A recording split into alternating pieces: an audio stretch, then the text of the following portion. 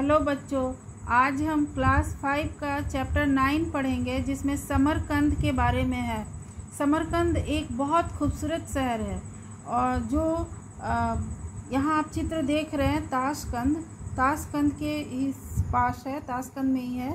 तो बचपन ये जो एक लेखक हैं वो समरकंद गए थे तो उन्होंने ही अपने यात्रा का वर्णन इसमें किया है और समरकंद के बारे में बहुत सी जानकारियाँ दी हैं। तो उस लेखक के द्वारा लिखी गई बातों को आज हम पढ़ेंगे और इस देश के बारे में जानेंगे। बचपन से ही मैं ताशकंद के बारे में परिचित था, यानी लेखक जो है वो बचपन से ताशकंद के बारे में जानता था। कैसे जानता था? क्योंकि सब मुझे बताया गया था कि कैसे हमने अपने लाडले प्रधानमंत्री और जय जवान जय किसान के नारे के महानायक लाल बहादुर शास्त्री को ताशकंद में खोया। तो इसलिए ताशकंद मशहूर हो गया क्योंकि हमारे देश के भूतपूर्व प्रधानमंत्री जी का वहाँ निधन हुआ था। बालपन यानी बचपन में ही मैंने अपने पिता और ताऊ यानी लेखक ने अपने पिता और पिता के बड़े भाई ताऊ जी से समरकंद के बारे में कई रोमांचकारी कथाएं सुनी थी, यानी आश्चर्यजनक इंटरेस्टिंग स्टोरीज सुनी थी। दुनिया के इतिहास में तैमूर लंग की बर्बरता यानी उसकी हिंसक प्रवृत्ति, तैमूर लंग एक बहुत ही हिंसक प्रवृत्ति का राजा था जिसने भारत पर आक्रमण किया था, तो इसके किस्से सुन चुके थे। तभी तैमूर लंग जिसने भारत की दिल्ली सहित अनेक नगरों को खून की नदियां बहाकर लूटा था और लूट से प्राप्त अकूत यानी अपार बहुत ज़्यादा धन संपत्ति को समरकंद ले गया था, क्योंकि वह समरकंद का ही रहने वाला था, समरकंद से ही आया था। इसकी कुदृष्टि यानी उसकी बुरी नज़र भारत के वैभव यानी भारत के धन संपदा पर थी कि भारत बहुत सोने की चिड़िया है, भारत बहुत अमीर देश है, और इसलिए उसकी लालची नज़र भारत पर बहुत दिनों से थी। और जैसे ही उसे मौका मिला उसने भारत पर आक्रमण कर दिया, दिल्ली पर, और खून की नदियाँ बहा दी और भारत को पूरा लूट कर वो बहुत सारा धन संपत्ति समरकंद ले गया था। तो इसी वजह से समरकंद को के बारे में वे जानते थे। मैं उस नगर को देखने की अभिलाषा रखता था और वह दिन आज आ ही गया। मुझे 5वें अंतर्राष्ट्रीय हिंदी सम्मेलन में ताशकंद आमंत्रित किया गया, यानी उस लेखक को 5वें इंटरनेशनल हिंदी सम्मेलन में ताशकंद बुलाया गया था। वहाँ से इनको इनविटेशन कार्ड मिला था, इनवाइट किया गया था। इसी श्रृंखला में यानी इसी वजह से वे भारतीय दल के साथ द पार्क टू रॉन होटल के कक्ष संख्या 4007 में अपने परम मित्र डॉक्टर अर्जुन सिसोदिया के साथ ठहरा था। तो इसी वजह से वो ताशकंद गए थे और वहाँ के होटल द पार्क टू रॉन में ठहरे थे, जिसका रूम नंबर 4700 था और अर्जुन सिसोदिया उनके रूम पार्टनर थे।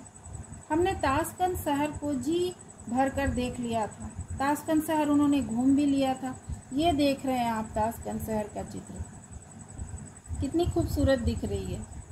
उसके बाद आज यानी 29 जून 2014 को हमें पूरे दल के साथ यानी पूरी टीम के साथ, जो पूरा टीम गया था इंडिया का टीम, वो समरकंद जाना था। अब वो लोग समरकंद जाने वाले थे। अतः हम प्रातः यानी बहुत सुबह 4:30 बजे उठ गए और नित्य कार्यों से निपटकर नाश्ता करके ताशकंद रेलवे स्टेशन के लिए होटल में लगी बस में बैठ गए। प्रातःकाल यानी सुबह का मौसम बहुत सुहाना था, चारों तरफ हरियाली ही हरियाली थी। धीरे धीरे हवा चल रही थी जो गुलाब के फूलों की सुबास यानी सुगंध मन को आनंदित कर देती थी, क्योंकि ताशकंद शहर में सड़कों के किनारे क्यारियां बनाकर गुलाब रोपे गए थे। पूरे ताशकंद शहर में प्रत्येक सड़क के किनारे किनारे गुलाब लगाए जाते थे, जिससे गुलाब के फूलों की सुगंध वातावरण में पूरी तरह से बिखरी हुई थी और बड़ा ही स्वर्गीय आनंद आ रहा था। आकाश में छोटे छोटे बादल आसमान के आंगन में ऐसा मालूम हो रहा था कि घूमने निकले हैं। मैं इस सुंदरता को मन में बसा लेने का प्रयास कर रहा था, यानी वो बहुत मंत्रमुग्ध हो गए थे कि हमारे गाइड रुस्तम भाई ने आकर गाड़ी चलाने का निर्देश दिया। हम सब ताशकंद रेलवे स्टेशन की ओर बढ़ रहे थे। ताशकंद उज़्बेकिस्तान की राजधानी है, पर भी वहाँ पर भीड़ बिल्कुल नहीं थी। बड़ा ही डिसिप्लिन वाला शहर मालूम पड़ता था। रास्ते भर कोई पुलिस वाला नहीं दिखाई दिया। सभी को सड़क के नियमों का पालन करते देखा, यानी वहाँ पर न ट्रैफिक पुलिस था न कोई, फिर भी सभी लोग खुद से ही नियमों का पालन कर रहे थे। ताशकंद नगर की साफ सफाई ने मन मोह लिया। स्टेशन पर भीड़ या कोई अफरा तफरी नज़र नहीं आई। जैसे हमारे देश में भी स्टेशन पर भारी भीड़ रहती है, चारों तरफ अफरा तफरी रहती है, वैसी स्थिति वहाँ बिल्कुल भी नहीं दिखाई दी। राजधानी होने के बावजूद भी वहाँ पर गंदगी बिल्कुल नहीं थी, भीड़ बिल्कुल नहीं थी। समरकंद जाने वाली ट्रेन स्थानीय समय के अनुसार अपने नियत समय यानी 7 बजे प्लेटफॉर्म पर आ गई। हम सभी लोग अपने अपने कंपार्टमेंट में बैठ गए। तो लेखक जो है वो अपने कंपार्टमेंट यानी ट्रेन के डिब्बे में बैठ गए। ट्रेन में बैठकर लगा जैसे हम अपने घर के ड्राइंग रूम में बैठे हैं, यानी ट्रेन बिल्कुल भी नहीं हिल रही थी। जैसे हमारे देश में ट्रेन चलती है तो पता चलता है कि हम ट्रेन में हैं, परंतु वहाँ लग रहा था जैसे ड्राइंग रूम में हैं। कोई शोर नहीं, कोई आवाज़ नहीं, कोई हलचल नहीं। ताशकंद से समरकंद की दूरी 344 किलोमीटर की थी। जल्दी ही ट्रेन फर्राटे भरते हुए आगे बढ़ गई। रास्ते में फल, फूलों, अनाज और सूरजमुखी के खेत खिड़की से चलचित्र यानी सिनेमा की तरह गुजर रहे थे। तो इतना खूबसूरत शहर था कि सिर्फ फल और फूल, अनाज और सूरजमुखी के खेत दिखाई दे रहे थे। मैं खिड़की के पास बैठा इस मनोरम दृश्य को अपनी आंखों में कैद कर रहा था। मेरे ठीक सामने डॉक्टर अर्जुन सिसोदिया भी संभवतः उसी दुनिया में खो गए होंगे, क्योंकि वो भी बाहर की ओर देख रहे थे। तभी अमरकंटक यानी मध्य प्रदेश के मेरे दूसरे मित्र श्री नागेंद्र दुबे जी आए और बैठे मेरी सीट के सामने, और उन्होंने कविता सुनाने को आग्रह यानी जिद की। मन दूसरी दुनिया में होने के बाद भी उनके जिद को, उनकी आग्रह को मानना पड़ा, और अब कविता सुनाने का क्रम शुरू हुआ। रास्ते भर सभी कविताएं सुनाते गए एक दूसरे को।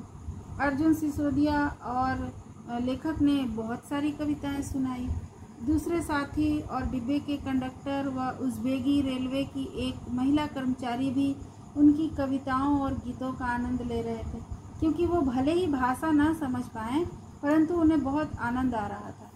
हिंदी समझ सकने में सक्षम यानी कि न समझ पाने के बावजूद भी वो बड़ी लगन से उनकी बातें सुन रहे थे।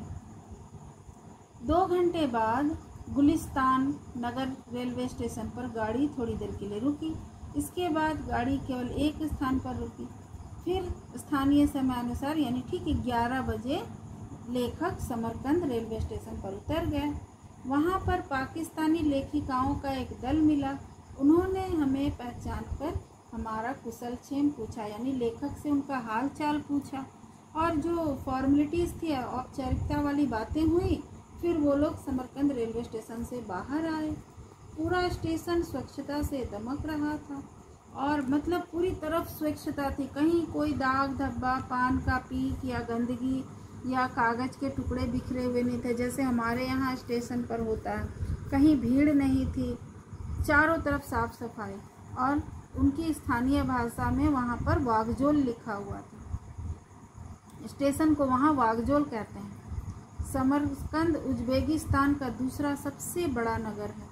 उज़्बेकिस्तान की राष्ट्रभाषा उज़्बेकी है।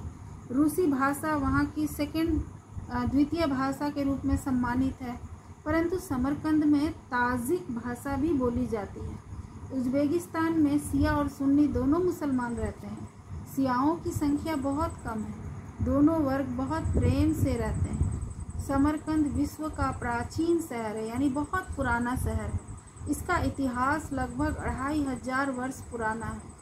स्वयं सिकंदर भी इस नगर की सुंदरता से अभिभूत था, यानी इसके वशीभूत था, उस पर इम्प्रेस था।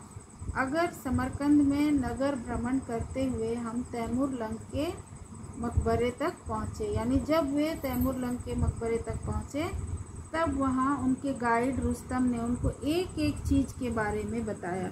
ये आप देख रहे हैं समरकंद में तैमूर लंग का ये खूबसूरत सा मकबरा है, नक्काशी किया हुआ।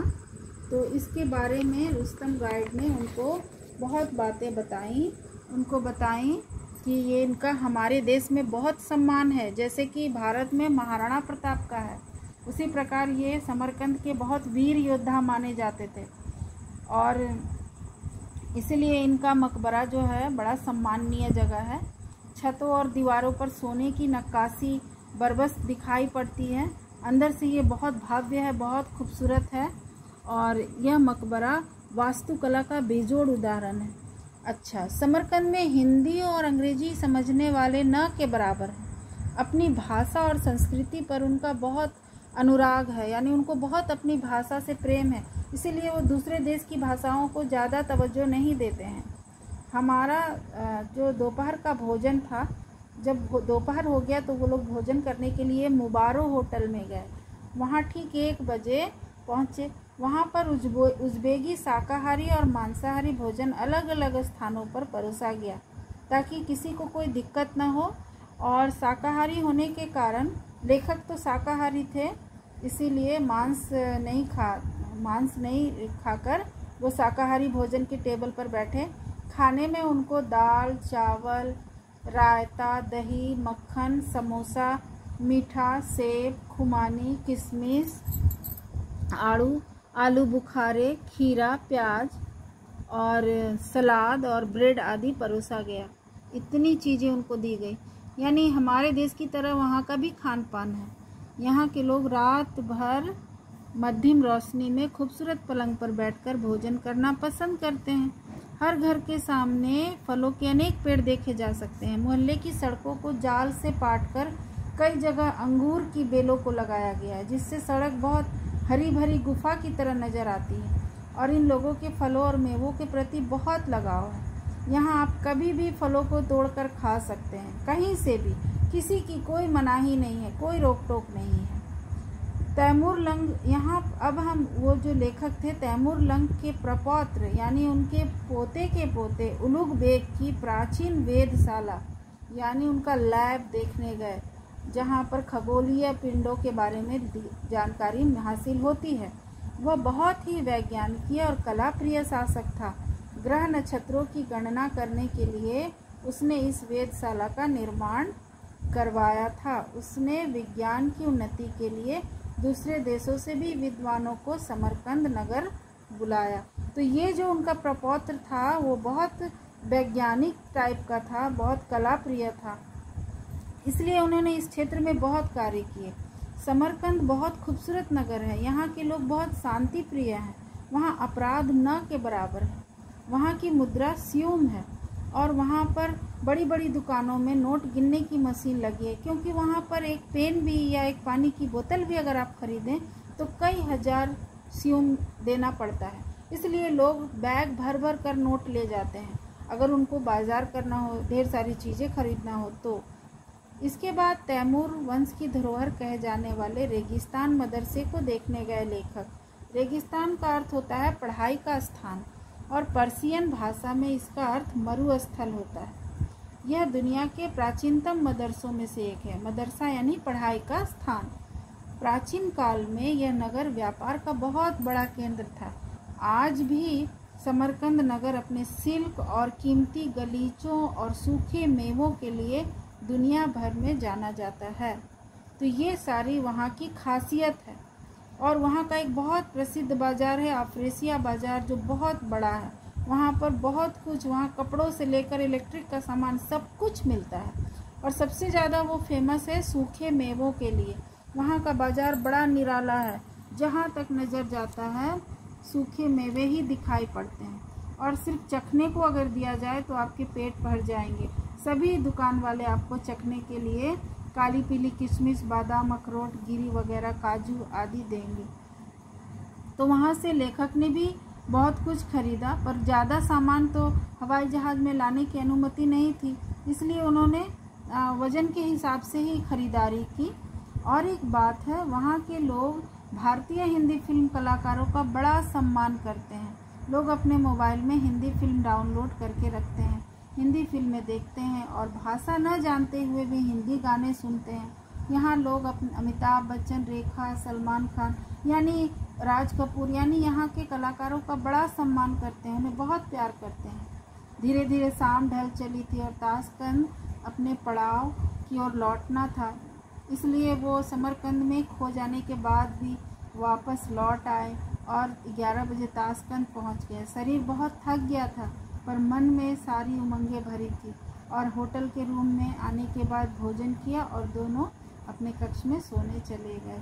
तो इस तरह हम दोनों आज अधिक बात और हास्य विनोद भी नहीं किया क्योंकि थक गए थे। लेटने के बाद परीलोक में चले गए। सब बस परीलोक और समरकंद की मिलीजुली स्मृतियाँ थी वहाँ। तो ये सारी बातें हमारे साथ मनोज कुमार जो इस कहानी के लेखक हैं, उन्होंने शेयर की है। तो ये इस खूबसूरत शहर की कहानी है। ये आप चित्र में देख रहे हैं बच्चों, ये समरकंद के अफरेसिया बाजार का मेवों का दुकान है जो मेवों से भरा पड़ा है। ये बहुत ही ऐतिहासिक शहर है, बहुत खूबसूरत शहर है और इसका भौगोलिक दृष्टि से भी बहुत अधिक महत्व है होने के साथ साथ सूखे मेवों के लिए तो यह पूरी दुनिया में जाना जाता है। कहा जाता है कि बाबर भी इस पर विजय प्राप्त करना चाहता था क्योंकि ये बहुत खूबसूरत शहर था।